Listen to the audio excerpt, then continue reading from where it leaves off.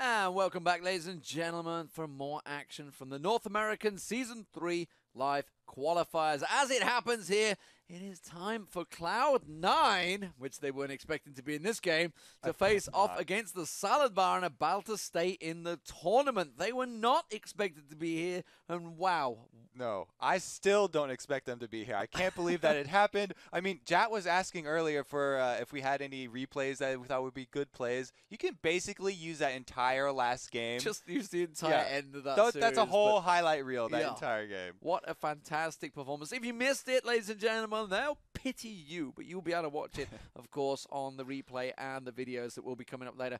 So, Cloud9, unfortunately, fell victim to Marn's epic base race, which Marn claimed was the plan. That was the plan all along. He said they had a secret plan. That's it. That's the secret plan, their secret strategy. Get a Nivea They've base got another race. game to get through. That's the problem. It's not all over for them yet. No. But Cloud9, you know, JT was just telling me that actually that's probably the best communications he's ever heard from a team. Mm-hmm. I mean, they've been solid all year long. Like, they've been in solo mid tournaments, they've been in online tournaments all over the place. They've placed really well at everything they've been in. They're considered one of those teams that's on the brink of the top 4 in North America. So everyone had really high hopes for them, and they still do. I mean, their backs are against the wall, but they still have a chance. They can win these next 2, and they'll be fine. Yeah, I mean, the Salad Bar coming into this game, they are the team of normals, I guess you could say. They are anyone that plays normal games in North America as a 5, I'm told, knows these guys. You will have played them. Yes, I know them. They're the try-hard normal queuers. They just want to cut fun down to nothing. Like the fun police, I believe they're known there as. we go. The fun police. I mean, Hamda is basically the one that started the whole thing. Like, he loves trying hard at normals. So he got this group together. I mean, it was only 2 weeks ago they got their last person, Impactful, and they were just like, okay, we're gonna go, we're gonna rank up, we're gonna get in this online qualifier, and bam. They're in. They got it. They're here live in LA. I think they went 16 or 17-1 or something like that. Just, I mean, some of the teams in the lower reloads when they first started probably didn't know what to hit them. Yeah, exactly. They just tore through. The normal train just rolled right on through, passed up everybody, and they qualified pretty easily. They're going to have a hard time with Nom Nom. I have to say, Nom Nom got caught off guard. They're going to have to pull something equally as spectacular to win this game, I think. I hope they've got some tricks up their sleeves. And it was a pretty crazy game. What sort of picks and bans we're going to expect? We just saw on Stream 1, Azure Demon Lol, who, supposedly doesn't really play anymore, pick up a pentakill towards the end now on Ezreal. Yeah. Are we going to see a Twitch again, maybe? Are they going to go as high trying to get their Mumu out, maybe? Is there some sort of crazy strategy they're going to go for? Is this do or die? I mean, this is do or die time for these guys. It is, yeah. This is literally, this is the elimination match. If they lose, then they're done. Their dreams are dashed. Thank you very much. See you in August or something like that. If you're lucky enough to try and get through again. Yeah, you guys are going to have to go hard working at home. But yeah, I think, they might ban a Nivea just so that does not happen again. But yeah, I mean, they used Katarina in the last game too. They might want to ban that out. And then there's always the Kazakhs, late game Kazakhs. Pretty much any team. Elise, maybe they're going to pick that up again. Yeah. I mean, it Elise worked well. He actually went for the Warmugs rather than the Sunfire Cape to start with, though. Do you think he could have done anything with the damage to help out in that base race? I mean, you don't really build Elise ever expecting for a base race. So yeah, exactly. You can't. You switch to Spider, press W, and attack. She's actually not good at all for base races because she goes penetration and health, the 2 things that won't help you at all. No, Even if you build straight AP, you're going to do more damage to the turrets than with penetration. So, yeah, she's just she's pretty much useless in that base race. But I got some good news for you. This is the last game of the day for us. Woo! I'm glad. We'll be done once this finishes. Yeah! Go Stream 2. Hopefully I can do something to get rid of this headache then. And you've not enough fluids through the day. You gotta get that water down. That's what everyone told me. Why aren't you drinking more water? You gotta hydrate. Dumb. Hydrate. How are you liking it? This has been your first big event, really. Obviously, as a caster, not as a player.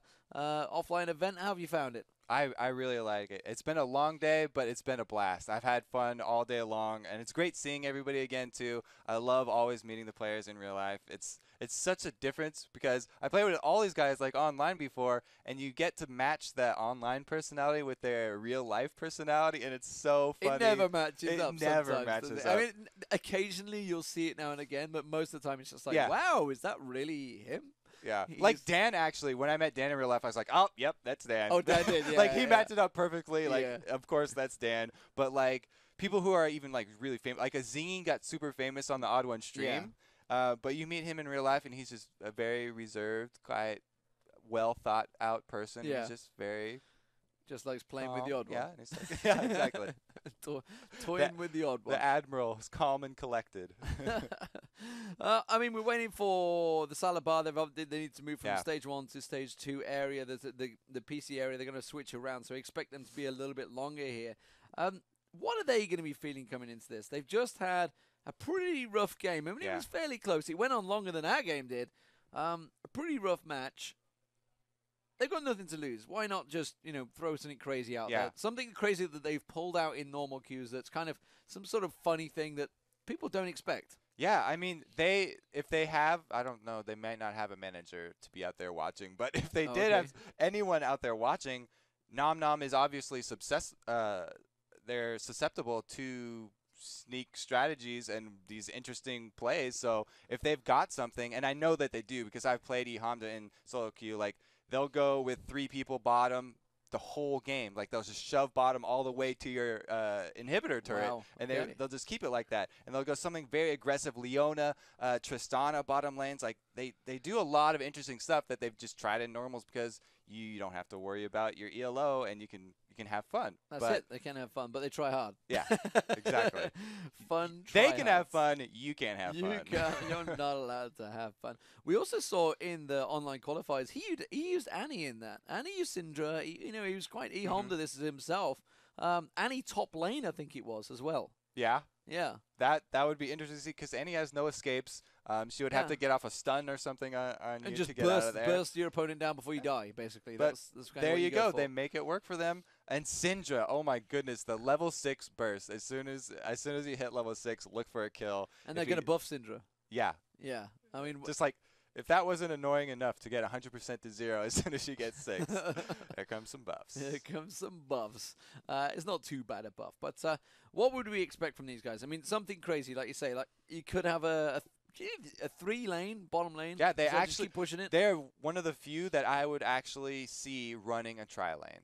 I mean, it happens. I mean, that's a very much a Dota style tactic that came from the early days of Dota. Yeah. But it's legitimate in League of Legends because every time I've seen it, it kind of doesn't work. Yeah, it does fizzle out. What you really want to do is have one of the people not be permanently there. So basically, it's like a 2.5, I guess. But they shove the tower, and then one of them will roam for a while and head back. So they basically cycle through mid lane and come back around. Jungle it path, boom, straight back. That's Jungle how they path, did straight it. back. That's how they did it against us in the normal queue. And we were a normal queue, so we were just playing around. But it did work out against us, so it could work out against Nom Nom. Against I mean, a legitimate Cloud9. proper team. They have so many names. I keep calling them either Nom Nom or Quantic, Quantic. Or, yeah. they've had a rough time finding a secure sponsor nowadays. And you have to watch out for some of these sponsors because they could need to take your money. Yeah, they could just be one of those shady companies. We've seen a few of them already. Some sad stories on Reddit, but yeah, I think they're good now. As soon as you make it into Season 3, the Promised Land. Well, I mean, I'm intrigued to see if this is actually Cloud9, the old organization Cloud9, which I think was a Danish organization. I definitely remember Call of Duty teams, Counter-Strike teams from Cloud9 way back, but I've not heard from them for a long time. Yeah, but it could be. I don't know. I think it might just be a name. Just a noun that they wanted to use. I don't know. They might want to check that because it's definitely been used before. Yeah. That has definitely been used in esports before, so it's something that they maybe want to change. Of course, the teams that do qualify from this, they receive salaries, so this is a really big deal. 5 teams are going to come through from the 16 teams we've had today. Already, 10 have moved through to day 2. Tell a lie. There's not 10 that have moved through to day 2. I believe tomorrow is the day where 6 have moved through to day 2. 6 have already gone out of it. We have 4 more remaining. Who will be the next 2 to go through? Is it going to be Team Man? Is it going to be something crazy like that? Or will Cloud9 turn things around? Will Azure beat Team Man? Who knows? These are the games we're going to have. Meanwhile, on Stream 1, it is going to be Team Man versus Azure. It is going to be Cloud9 versus the Salabar. If they ever join into this game, they're just sorting themselves out, getting themselves comfortable in the PC. Is there anything you've seen today, Kobe, that's kind of surprised you that you maybe didn't expect to see, or has a lot of things played out kind of the way you expected? Well, saying that right after the game we just cast, apart from that one, yeah. that thing is just huge in my mind right now. It's blowing pretty much everything else out of the water. But besides that, I would have to say at the very beginning of the day when I was casting with Freak, we had both games of Epic Gamer, and they lost to both teams. They didn't win a single game here in LA, and a lot of people were expecting them to make it all the way through because they have huge names. Sauce, Dan Din, West Rice, Pure Golden Boy. I mean, these are people that have all been on successful teams before, and they just couldn't make it happen. It just goes to show that you can't throw together a team 2 weeks out. You can't throw together superstars. You've got to make teamwork work. It doesn't happen. But synergy. You say that. SK Gaming kind of threw themselves together a week before ECC Poland, and that kind of worked. Maybe we don't want to use absolutes. We can't say it's not that it's not possible, but it's very definitely hard. Difficult. It's definitely difficult to pull the team synergy together, and obviously it's really the great teams that show, and that is the big difference. I mean, we saw the interview with One Trick Pony, where they were saying the difference between the collegiate teams and the pro teams is the fact that they're probably individually, everybody's just as skilled as one another. Because you'll be playing Elo Q with each other. You're probably just the same type of skill. But the teamwork that these top pro teams, your TSMs, your CLGs, your Korean Azubus, etc., your CLG EUs, which or whatever they're going to be called these days, your Moscow Fives, which are not going to be called anything these days. Whatever these teams are, the synergy that you see from these guys, the Type A assassins of the world, is just so much superior to everything else. So when your standard player sitting at home, you know, whatever elo he may be, sees a move and you think, oh, I can do better than that. It's like, well, there's a lot more involved than that. Yeah, I mean, and the differences are so small too. It's really hard to pick out. If you haven't played at that level, then you won't even really notice like the small things. Like if you watch Voyboy, the tiny slivers of life that he escapes with. That's not luck. You can say like, oh yeah, that must have been like it happened once. No, he does that every single day. I've seen it. It's annoying as hell. Week after week after week. Exactly. It's like he's one of those golden Skulltulas from Ocarina of Time, jumping up into the thing just at the perfect amount. You won't let you get that rupee. Like it's so annoying. You want to get the last one, and he always manages to sneak out like that. It's not luck. It's skill, and those are the tiny differences that really separate the great teams from just the good teams. And it's the same like earlier on we saw there was an Amumu ultimate. They decided, okay, it's time to dive straight into a Misfortune ultimate, but they knew damn well that it was time. It's like, we are now strong enough. That is not going to affect us, and we know that we can deal with this damage and we can just kill you. Yeah. I mean, these are the things that these teams see as comps. You know, the communications is vital as well between these teams. Communications is so hard. Everybody heard the old COG communications, COG NA. You listen to COG NA communications compared to COG EU communications, even a year ago. It's like chalk and cheese. But but they've both been successful in their own ways. I mean, how do you work it? You used to be on COG NA. You used to be on the team with Hotshot. Do you like the shouty approach? Do you like, oh my god, we're going to do this now? Or do you like a clean, clear, one person making the calls? I definitely like it better when there is one person, because actually we had an incident back when I was on the team, WC 2010. An incident? Who'd have thought? I believe you were casting me as I dove into this turret. It happened because Chowster, like we were all outside this turret. We were sieging up. They have Fortify, by the way, back when people actually used summer spell Fortify. But we're sieging up, and Chowster says in the mic, like back then we would just throw out ideas. And he was like, oh, if we were going to tower dive, now would be the time. And I'm like, huh? Tower dive? Okay. And I dive in. They pop Fortify, and we get annihilated. And I just get crap for it all day, every day. So yeah, I definitely like it much better when there's a clear play caller, because if everyone's throwing out these ideas, because you'd have been a Moo back then, I guess. I know you played a Moo a lot back then. Yeah, this would have been against SK, I'm guessing, in the finals. Yeah, they were. Game 1 you lost, and then you won game 2 and 3. Yeah, after we started banning TF. TF. It was Alpha, I think, on TF. It might have been something like that, long time ago. Then I'm trying to think if anyone on the old SK team is still around. I don't think Osaf so. 22 kind of is in German teams, but nothing major. He was the support guy. Sleazy Wheezy was for a Sleazy while. Wheezy, he's definitely still around. Yeah. Yeah, he's still in German teams. In fact, he's in the Skype chat with me earlier in one of the chats.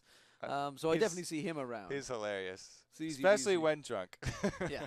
He's also very German. Yes, very German. That he is kind of like the stereotypical German that you'd see in a movie or something like that. Yeah. We're just waiting for 2 more members of the Salad Bar to get in. Actually, Ninja Salad is in there. He's just waiting for 1 more person to join in. Anything from Cloud9 that we expect to see here? Because we've just seen they've just come up against. They've got to be devastated from that loss. That's going to hurt.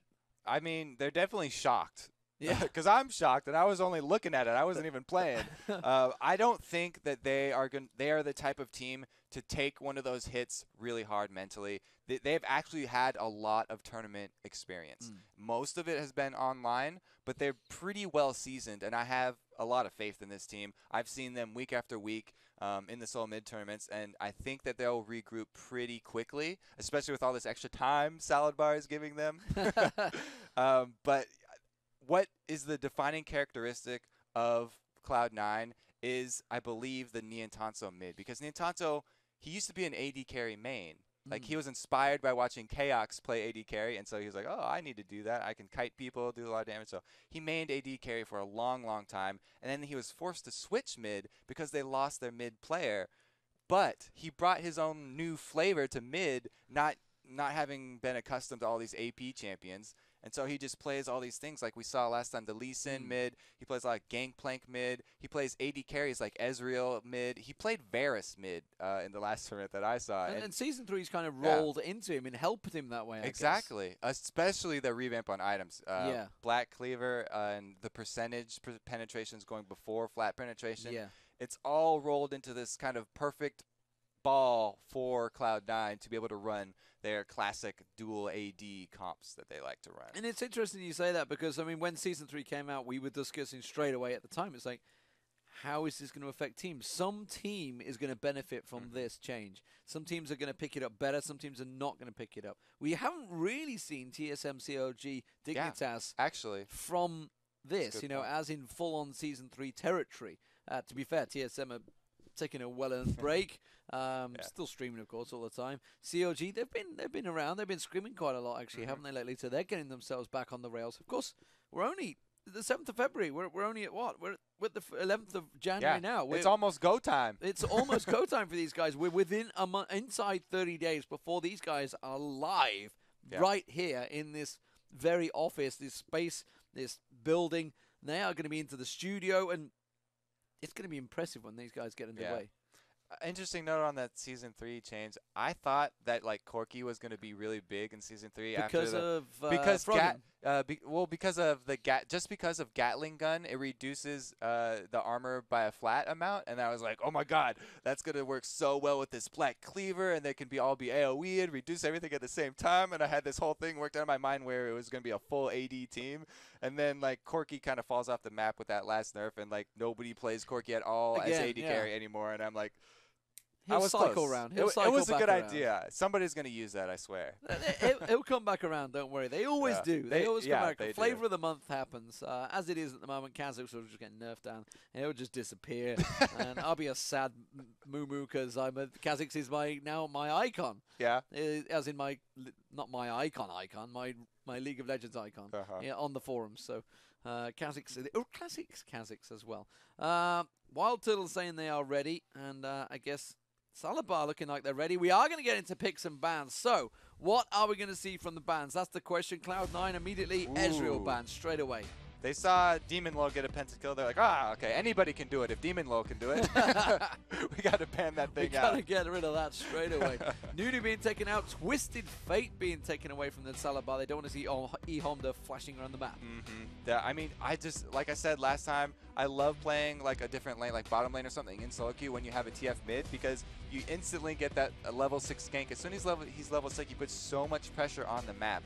Curse was talking about how Jackie was making so much use out of TF. He didn't even have to teleport. If he went missing, then the rest of the team would get super scared. They'd have to back off their lanes, play passive. He exerts so much global control that it's definitely. Oh, they heard you, Syndra. They called you out. They don't want that level 6 They're burst. like, wow, we ain't having that. He played it. He played it in the online qualifiers. It was a fact. It's out there, but definitely the first time I've ever seen a Syndra ban.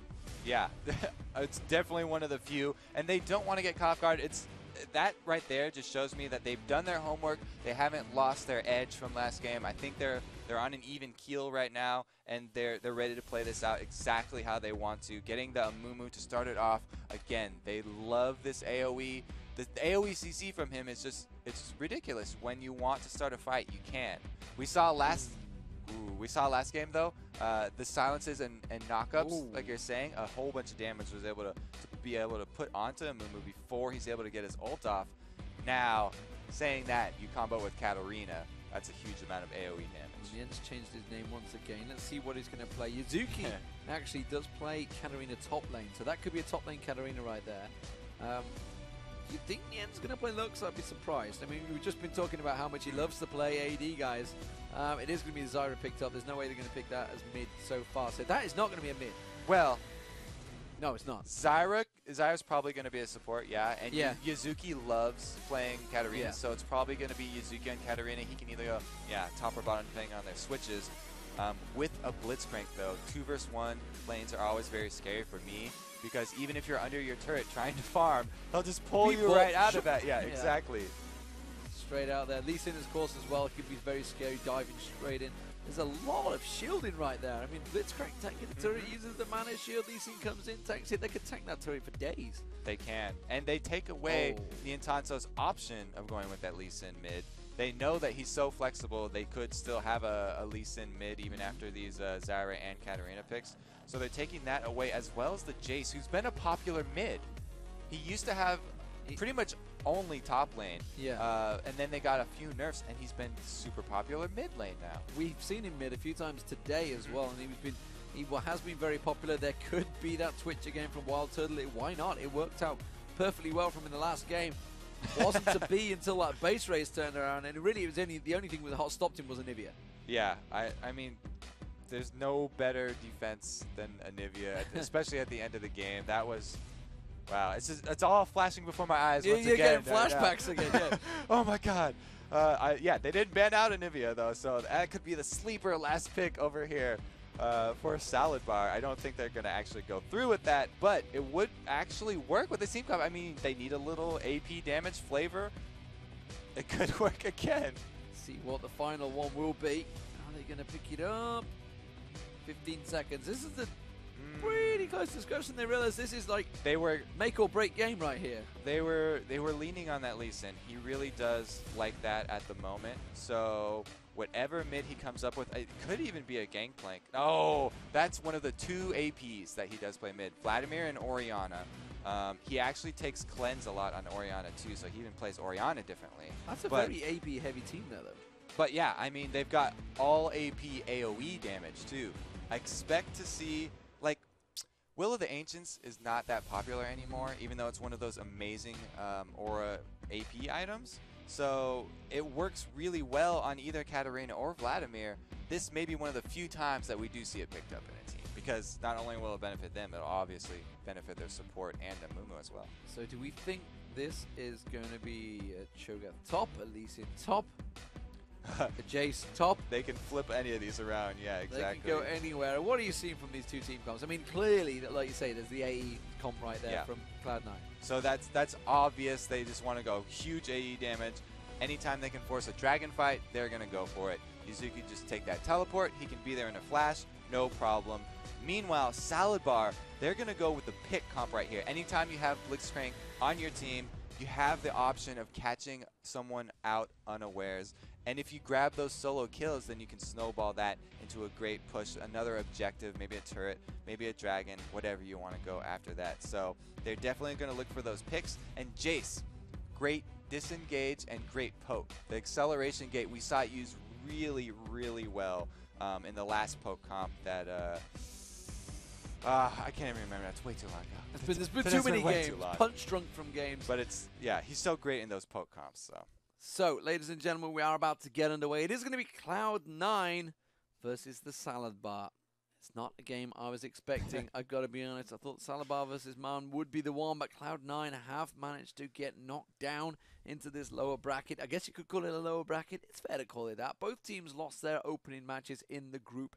Who will be eliminated from the tournament? 2 teams will go from this group. 2 teams will go also through to day 2 as it stands right now. Azure Gaming versus Man is happening on stream 1 right here on stream 2. It is going to be Cloud9 versus the Salad Bar, and this is the game you want to watch. This is definitely the game you want. Look, both of the supports went deep in utility, getting those nice biscuits of rejuvenation as well as the Explorer awards. So when you have an Explorer award, I really like to see some kind of aggressive level 1. Even though we haven't seen very many level 1 team fights, I would expect one of those to be used either defensively on one of their buffs or actually to go invade and drop it off at an enemy buff.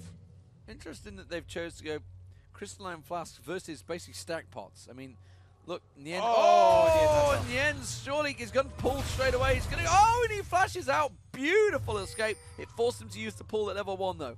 Yeah, and that is going to cost mid lane. He's going to be vulnerable, as Vlad is usually not vulnerable at all. He did start with the Sanguine Pool though, so he's got some form of escape. But I would still expect to see Lee Sin make his presence felt in that mid lane. And Amumu getting cut out too. Oh, another flash being forced to burn this time. Not so essential this time by High. And they're catching that rupture along with the hook trying to come out there. And both of them have had to avoid that damage. Oh, that even opens up the game for some counter jungling here. Because Amumu without flash won't be able to get away from Lee Sin. Lee Sin is amazing at those early levels in the jungle because of the percentage damage that he gets from his Q combo. Let's see, they're going to go around for the red buff. Looks like they may well hook it around. In fact, well, they need to go for the hook. They could also interfere with the golems, of course, down the bottom here. Lots of ward placements coming out from the Salad Bar here. Very aggressive play. Fun very much not being had, and try hard in full effect. Yep, they have great success with this invade. They're actually going to be able to take out Wraiths and Red, and the Explorer ward was used during this very nice invade, but they do get a Zyra plant down. He doesn't pop it. Doesn't pop it, but I am seeing Cho'Gath Hirishin up the top here, just having a little poke, seeing if he can really just play with High. Let's see whether he does manage to come up there. No, instead he chose to turn to top lane, so it is going to be Ghost Zero picking up the red buff. Didn't use the smite, of course, so he's going to be safe to use that and go straight across and clear out his own jungle. So, bottom lane, here we go. It is going to be the 2 duo lanes. How do we measure this one up? It's beat bop, boop bop, Blitzcrank, and Misfortune versus Zyra and Twitch. This is a huge skill matchup. Zyra lands her bindings, then they're going to get the edge. If Blitzcrank lands his pull, then they're going to get the edge. So it's all about the skill shots. Skill shots from supports. Supports are actually the stars in this bottom lane. It's not going to be all AD carry show. AD carries are just there to do the damage. The supports are there to initiate and make things happen. Talking about things happening, we are seeing Ghost Zero. I'm just trying to keep my eye on where this guy is going. They realize that Pool has been picked, but Flash is already burnt by Vlad in that mid lane, and that is why Ghost Zero is definitely sticking around. You can see he's going to come across, and he's looking actually to see if he can find a Mumu, I feel, but a Mumu is a long way away doing wolves. Yeah, and a Mumu with his flash down also isn't going to be that scary. I mean, all you have to do is dodge a bandage toss. As long as you dodge that one bandage toss, that's his only weapon. He can't flash close to you. Oh.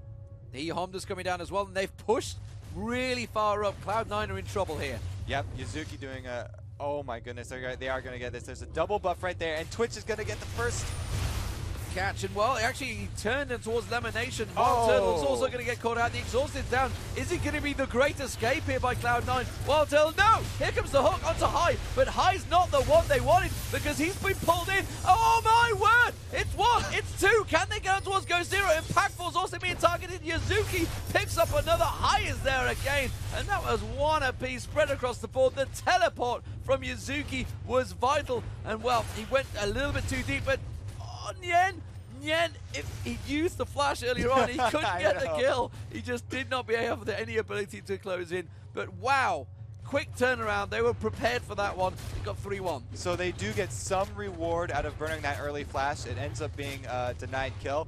But Cho'Gath had just used his Rupture and his Silence. He couldn't interrupt that teleport. I felt so bad for him. Yuzuki getting a nice double kill out of that. Great work from him there. And that is 4.5-minute turret gone down.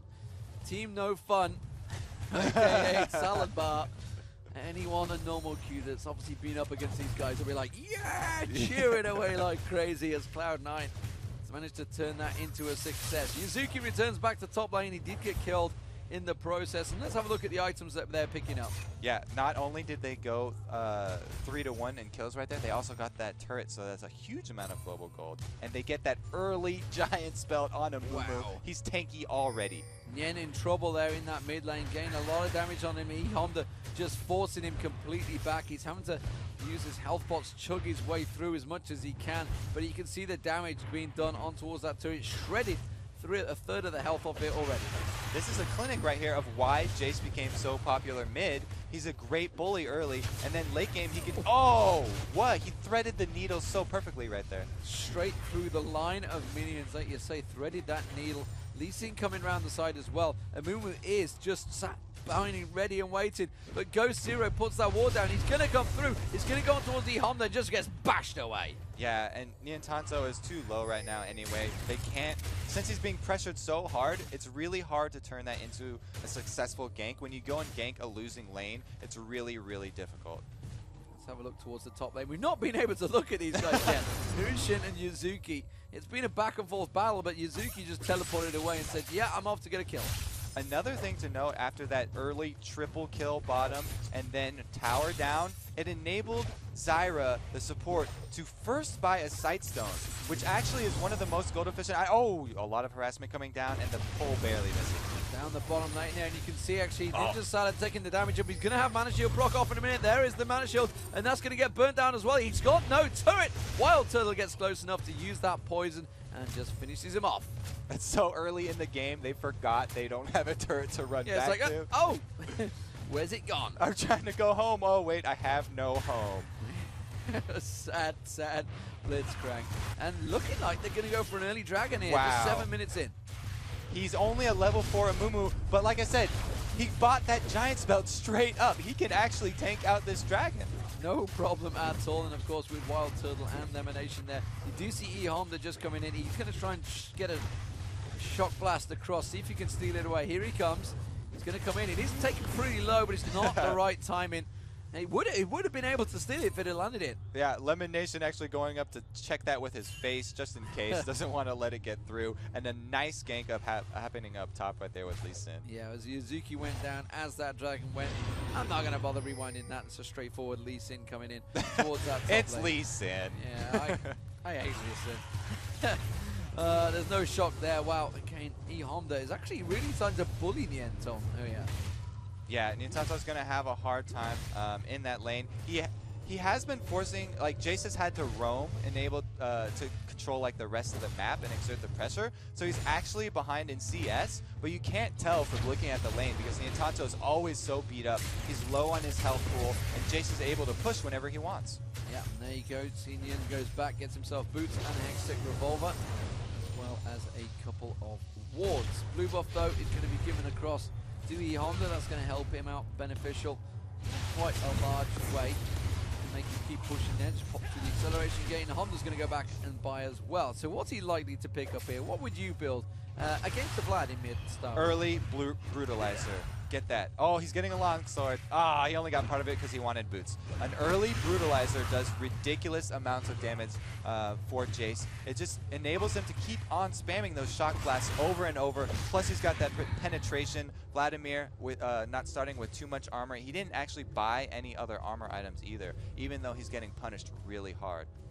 So, it is Wild Turtle goes back down that bottom lane. You know, I just realized that the Total Biscuit is still there on Ninja Salad. He didn't use it. Despite the fact he's died twice, he's just like, nope, not going to be worth using this run this time. Not going to be able to fight our way out of this. Wild Turtle, though, 49 to 52.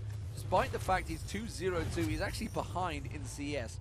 But that's not really a matter when you've got 2 kills and 2. Been just fine in that bottom lane. And since Zyra was able to get that very early sight stone, I expect Lemonation to be perfect on his warding. He's got so much money at his disposal. He has plenty of extra wards. He should be keeping this bottom lane entirely clean. And if he wards deep enough up at that blue buff, they can actually keep on pushing and push all the way to the secondary turret.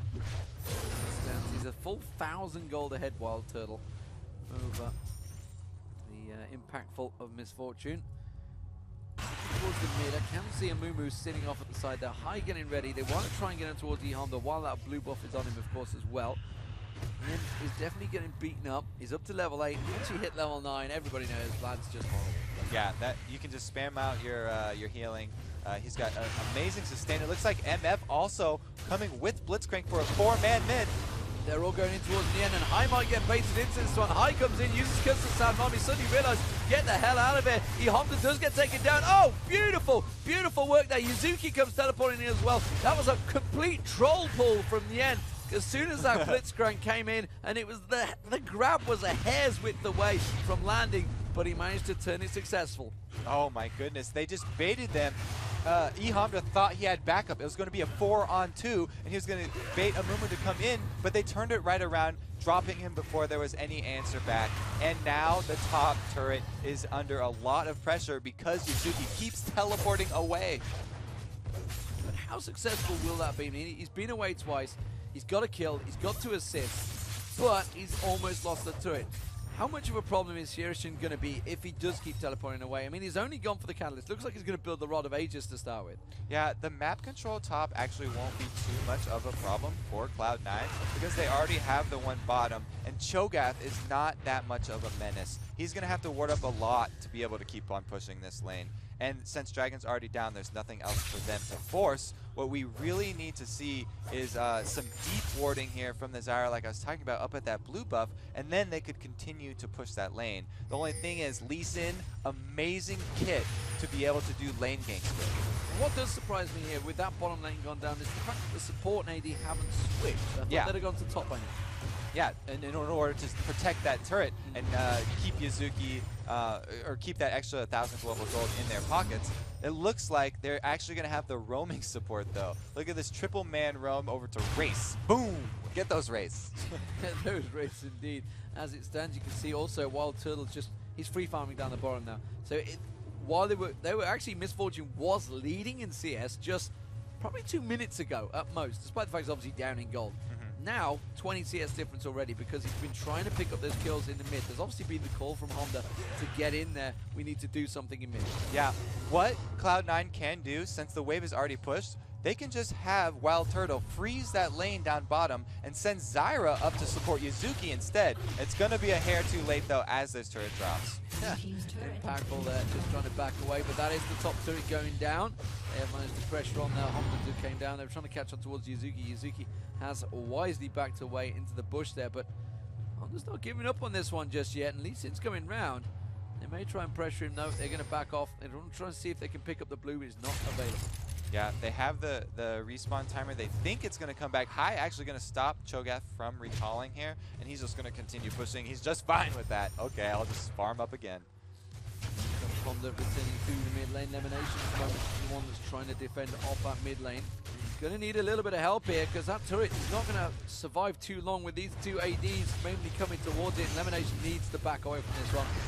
He's got to give it up. Has to use his ultimate to try and keep that turret intact. He may just do it. No. They both turn around, and one single shot from both Impactful and Honda is enough. Yeah, what you want to do if the opposing team does freeze a lane, like Cloud9 was doing with Twitch bottom, is you need to send that AD power somewhere else to get another objective. It's exactly what they did. You go mid with a double AD and get that turret down. So Honda's picking up the blue buff, getting across there. Code Zero continues on, and actually Ninja Salad's like, I'm going to get some CS quick. It's just quick. My AD's not looking. My AD isn't looking. Bebop. Boston. Nobody say anything. Back away. Back away. He's coming. Nobody saw it. Oh, sorry. It's the passive. It's my ulti passive. Whoops. The lightning bolts. I can't control those. I can't control them. It's accidentally hitting. 5-2 currently. It's only about, what, 3k goal difference? Still very close between these two. How do you see this playing out now we're starting to move towards mid-game? Yeah, especially with eHonda playing as aggressive as he is, they still definitely have a very good chance. They've got Blitzcrank, so they need to look for some grabs. And in order to get good grabs, you need good vision. For good vision, you need a lot of wards. So we've got one Sightstone, and we do have a Wriggles up. Having wards all over the map will also help Lee Sin move around and pull off some of those amazing highlight reel plays that we like to see. Highlight reel plays, and as it is at the moment, you can see the Salad Bar. They are poking down on C9 here.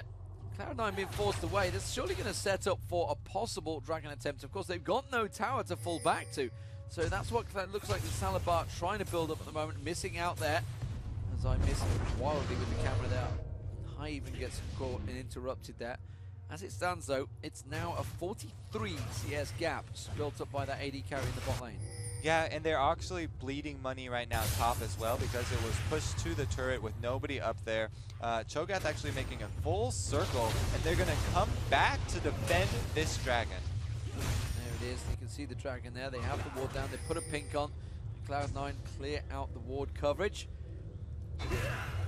That's going to really frustrate. Oh, I was about to say frustrate Ninja Salad because he's coming around. The rest of the team are going to come around the backside. They have managed to back away from that one. The bandage shots managed to catch him. But eHonda taken down very, very low. He's going the wrong direction. You can see that bullet time also caps across.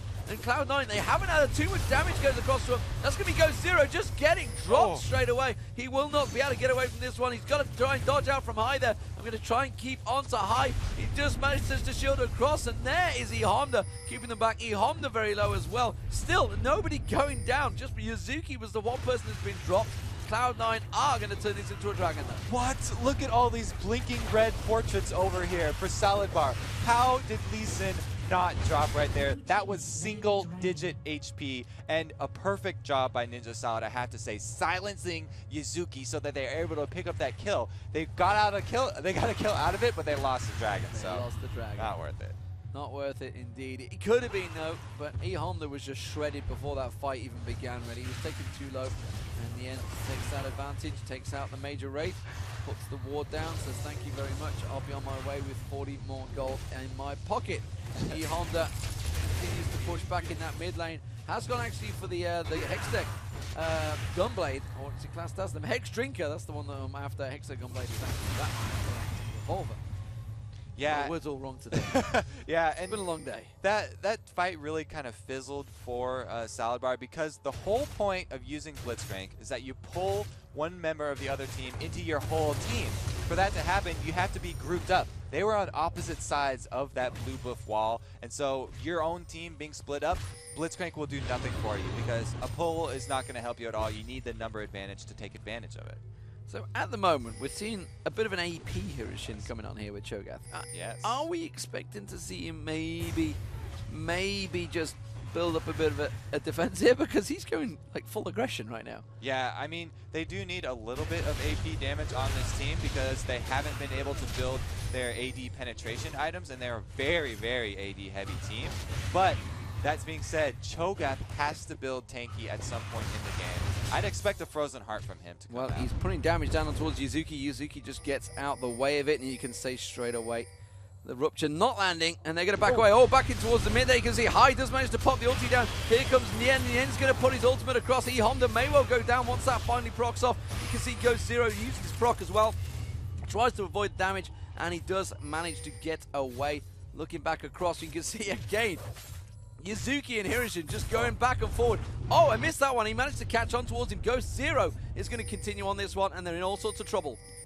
We've got this giant alien chasing Yuzuki down, and they already are down one person. Oh my goodness, another free kill down right the there. double kill. Oh my. I'm going to rewind that one.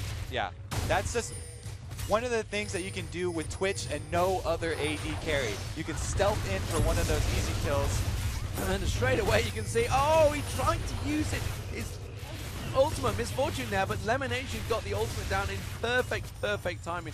Very well played. Meanwhile, the chase continues over here. Hirishin is not going to be able to escape this one. finally will get taken down. Yuzuki will be the one to finish her off. Oh! Tried to turn around and feast it, but eventually does get him down. Hai's actually picking up quite a few kills here.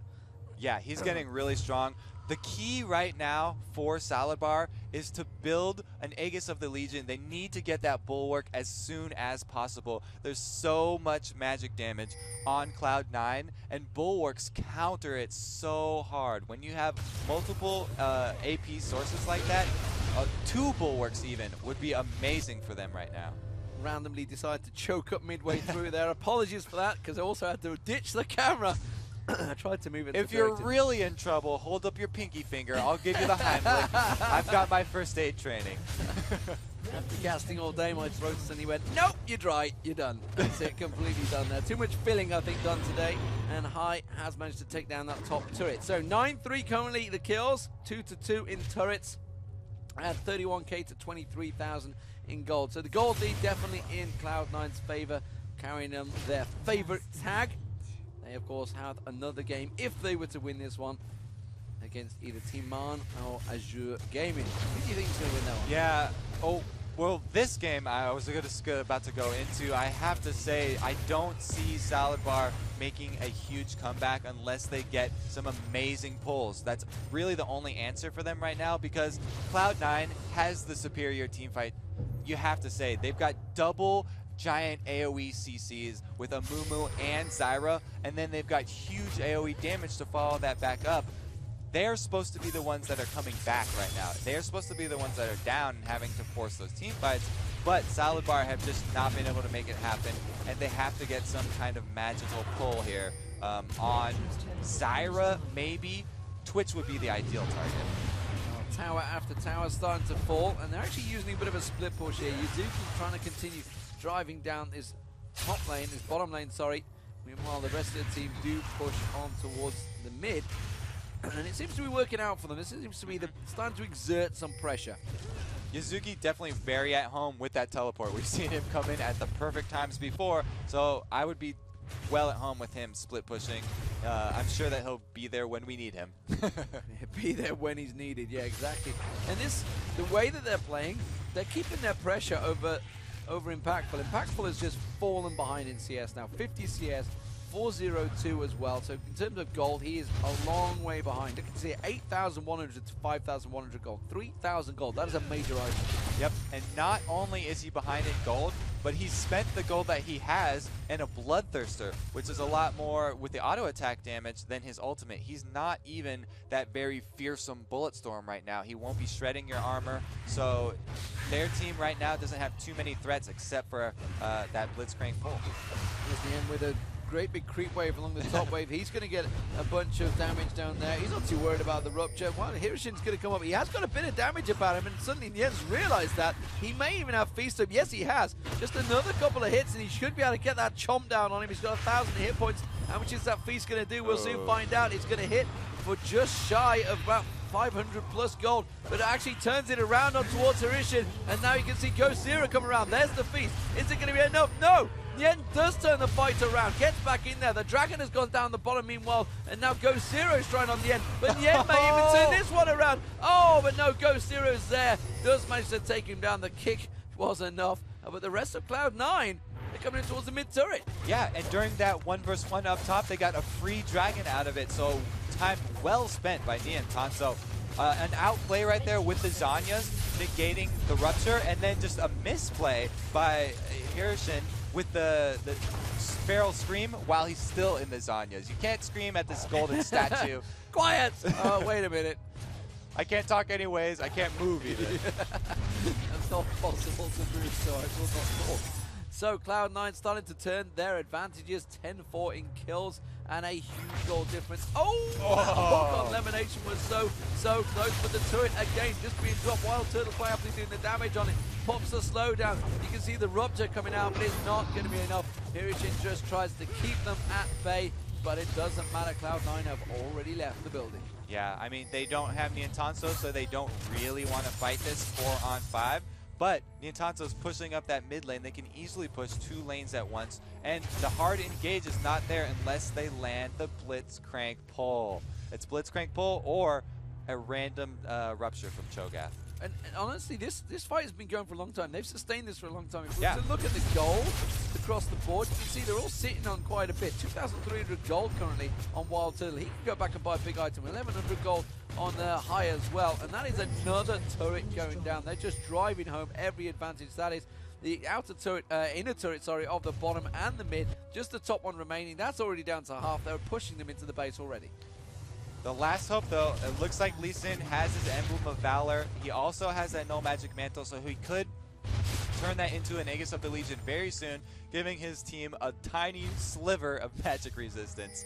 Then if they can upgrade that into the Bulwark and possibly get another one, they could start taking out this Amumu, Katarina, Vladimir combo. The only problem is Twitch is also fed, and that's going to be huge crits coming through the rest of your team. And just look at that. Because they had that 4-man push on the bottom lane, Nien's just come along, shoved that top lane, big creep wave and said, fine, that turret's gone, I'm off. I've done my work here is done. So that is now all outer turrets down, all inner turrets down, and Hirishin may even get caught out here by Yuzuki and Nien. No, they're going to back off. We already saw how Nien Tanso can already 1v1 Hirishin. So there's not too much that he has to be afraid of. He's got his Zanyas. He's got 250 CS, the most in the entire game. It's at 25 minutes. That's 10 CS every single minute. 10 CS every single minute. He's doing a fantastic job. And now Yuzuki split pushing on Hirishin and trying to force that. And meanwhile, down the bottom and in the mid, Cloud9 doing everything they should, showing really. This is the experience. This is tournament experience right now against normal game experience. Exactly. I mean, normal games are great, and they showed that they have the potential. They got through the online qualifier very, very easily, but Nom, they've had a whole bunch of actual tournament experience. They know how to close out a game. They're not letting anything go to chance here. You can see they're taking every single outer turret first. They're not even going on the inhibitor turrets until they get all the free gold available to them. Then they're going to play the vision game around Baron. They're taking this slow because this is an elimination game. You have to play it. Do you see that blue golem right there? I think it was invisible for me. Oh yeah, he is taking it. It's invisible. He's fighting phantoms. I always like when that happens. It happens. Happens to the dragon more often than not, actually. It's a bit of a bug that's been outstanding for a while. There's single hope. The Aegis of the Legion is complete. Everybody's protected now. You're fine, guys. Just need to stay to Lee Sin, that's all. There we go. And you talk about that item. Let's look across all the items. I mean, the Deathfire Grass now being picked up on Nien Tanso means that he can 1v1 any person on the other team. He can split push as much as he wants, and he'll just get stronger and stronger and stronger.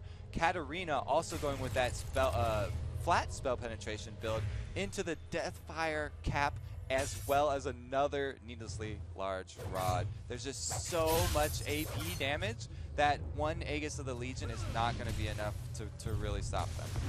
And more to the point, the split push. Oh, they might catch Wild Turtle out. They do manage to get a science, but no, he just got the stealth off. And now he turns around, pops his ultimate. Look at the damage straight away. High runs to Crescendo.